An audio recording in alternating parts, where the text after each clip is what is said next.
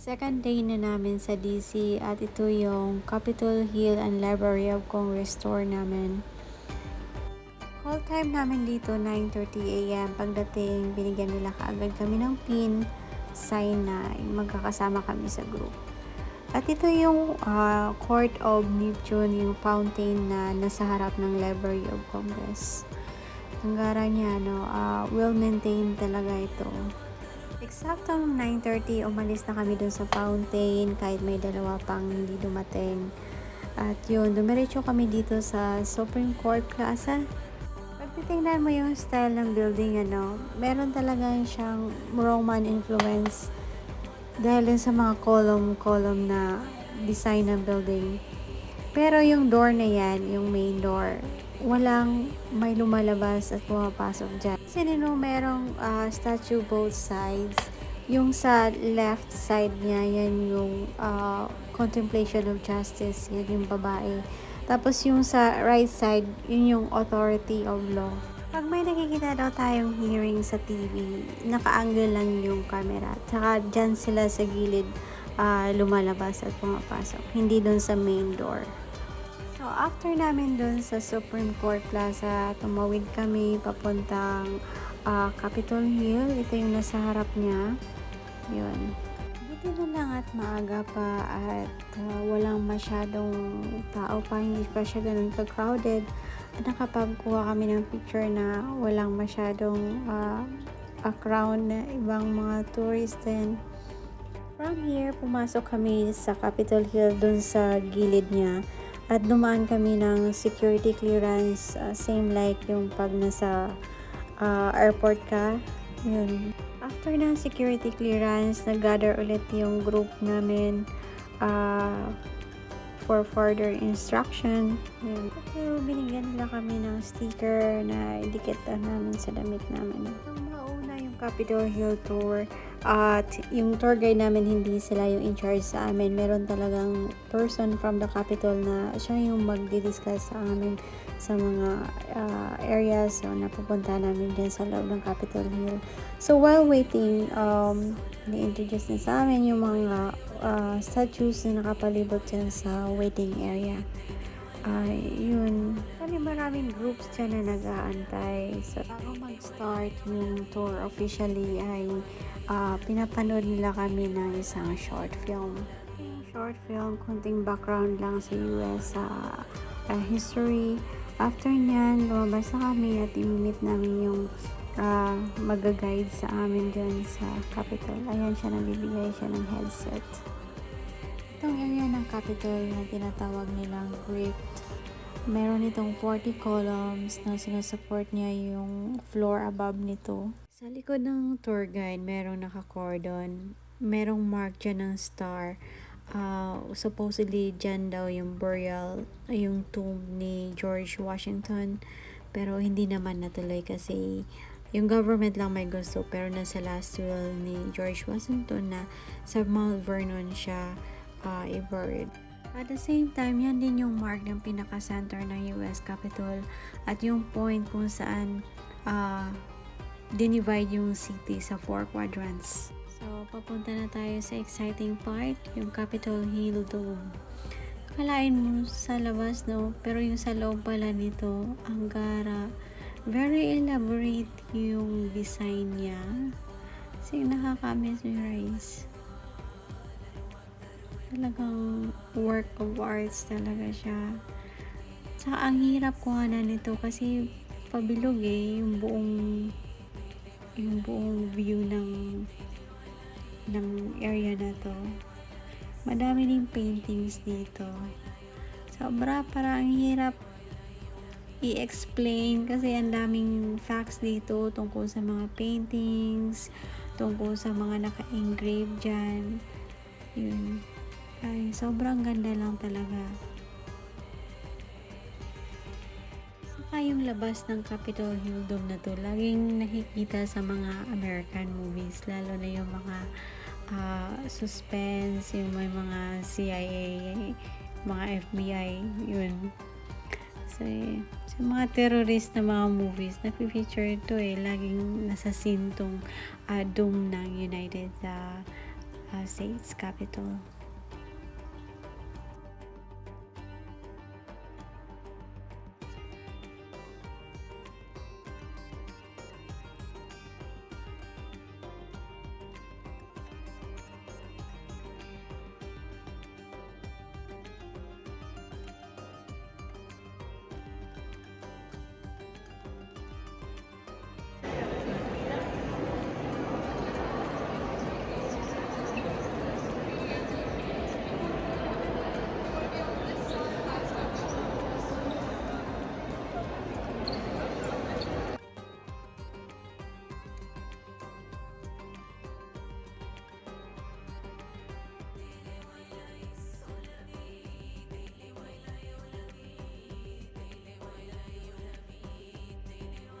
From the dome, lumipat kami ng National Statuary Hall.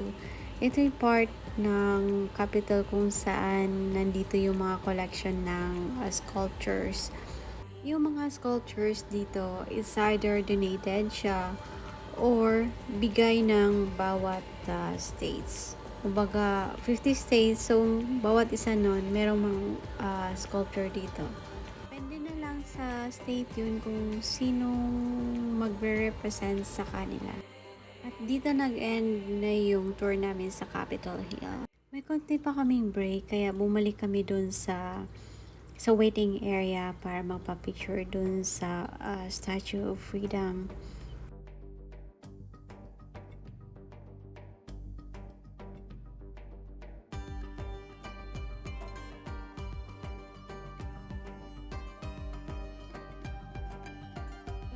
No, ang hirap mag-timing ng walang tao sa background mo. Pero yan, pumunta kami ng souvenir shop. Nagtingin-tingin kami doon kung anong pwedeng bilhin. Medyo pricey siya actually. So, as usual, we end up with the ref magnet. Ikaw mo naman yun, di ba?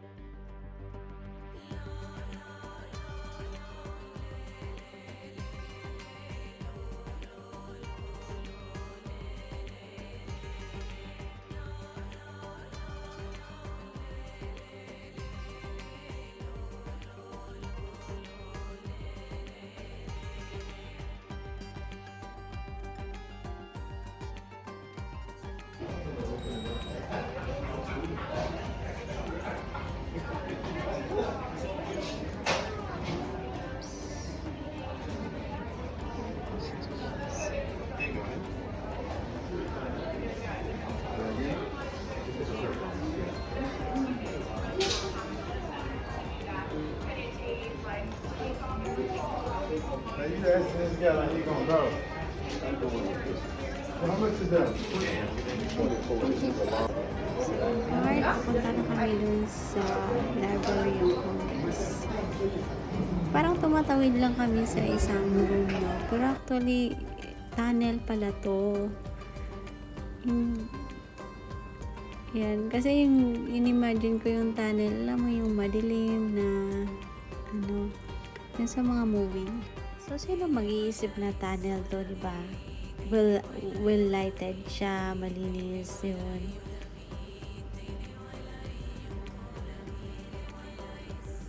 Habang nag-aantay kami sa mga kasama namin.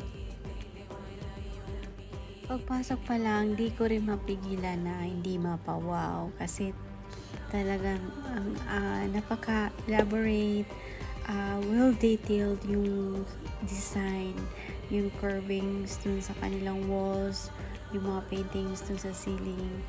Tsaka, yun, high ceiling din siya. Ang ganda.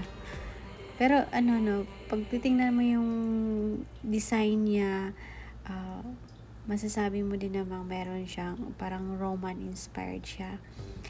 Talagang daw sinadya na ganito siya kaganda to impress daw yung mga taga-Europe na visitor.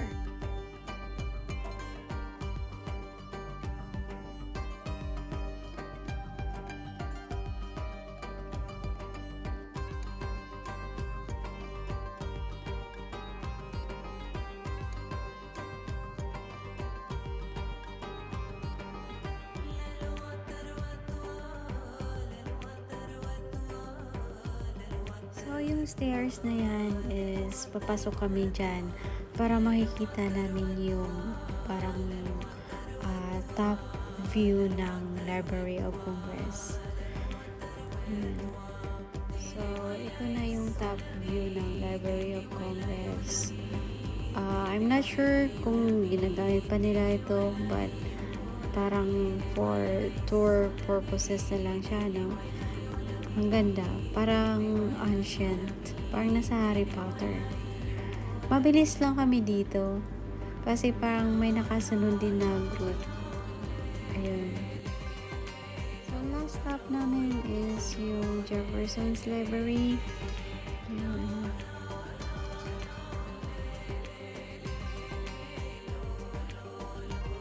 So, from this window shot, tanaw yung dome ng Capitol Hill. Hindi ko na-realize yun nung nakita ko lang sa picture. Oo nga, tumawid na pala tayo, ano. Yun. Mas kami dito na pag-isip-isip ko. Sana meron ding tour dun sa Pilipinas na yung Malacanang na open for public din. So, ito, palabas na kami ng building. At after nito, free time na, wala kaming schedule. So, baka pumunta kami ng Holocaust Museum.